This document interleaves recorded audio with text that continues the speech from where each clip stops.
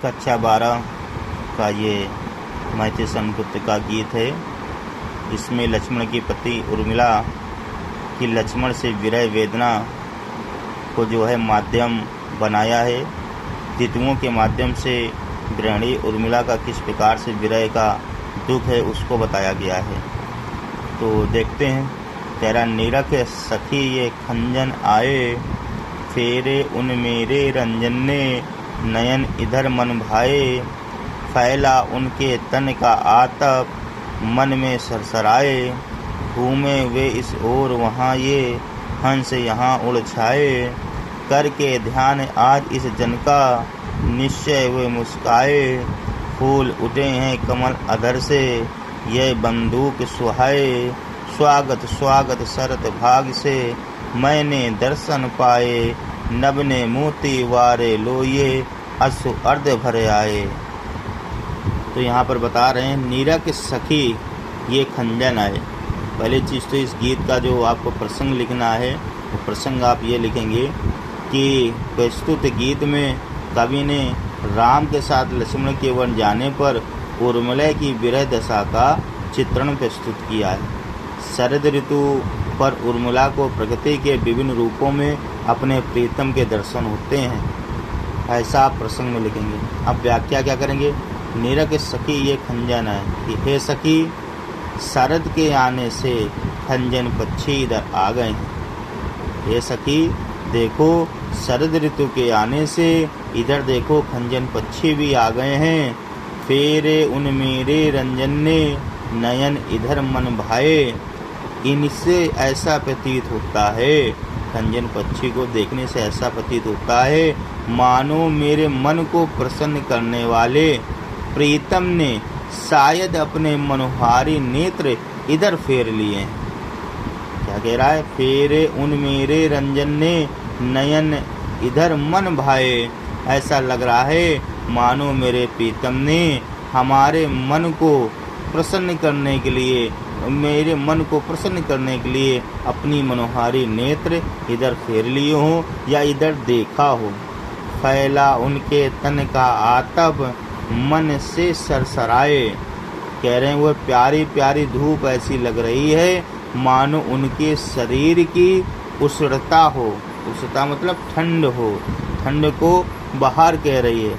तो ये जब हम देख रहे हैं तो क्या हो रहा है, मेरे मन को प्रसन्नता मिल रही है ना।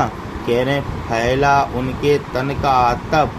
तन का आतप यानी तन की जो गर्माहट है, जैसे धूप लगने से क्या होता है, जो शरीर का ठंड के समय धूप लगने शरीर की ठंड कम होती है ना, उछड़ता जाती है। मन से सरसराए तो वो ऐसा लग रहा है कि उनके शरीर पर धूप जो पड़ रही है उनके शरीर की ठंडक को दूर कर रही है ना। घूमे वे इस ओर वहाँ ये हंस यहाँ उड़ छाए।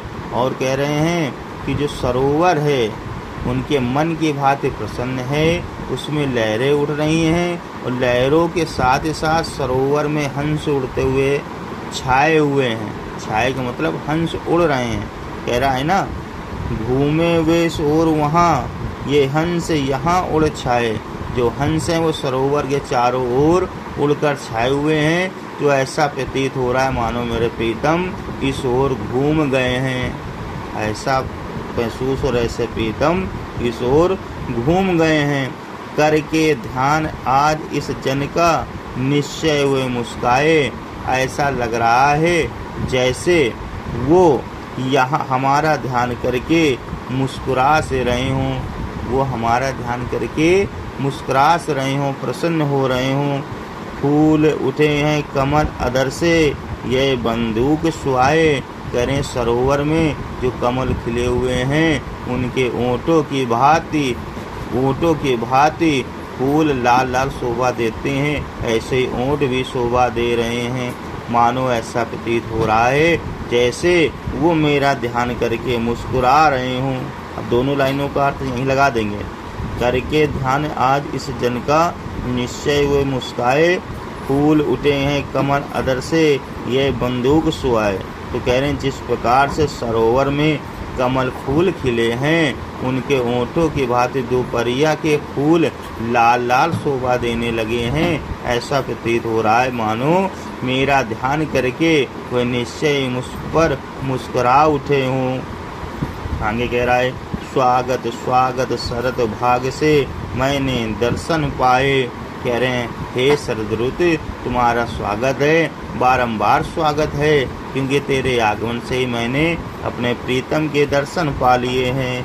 नभ ने मोती वारे लो, ये अश्रु अर्ध भर लाए। कह रहे हैं, मैं आपके स्वागत के लिए आंखों में आंसुओं को अर्ध रूप से आपको प्रदान करने के लिए लाई हुई हूँ।